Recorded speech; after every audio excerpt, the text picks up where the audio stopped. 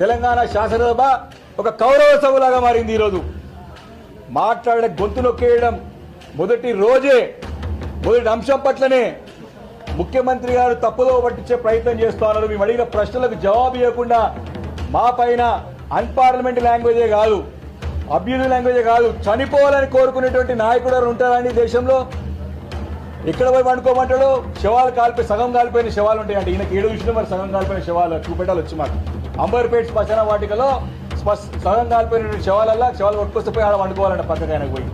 ఇది ముఖ్యమంత్రి గారి యొక్క ఆలోచన విధానం, మరొక నేరో మైండెడ్నెస్, అదొక సంకుచితమైన ఆలోచనలు.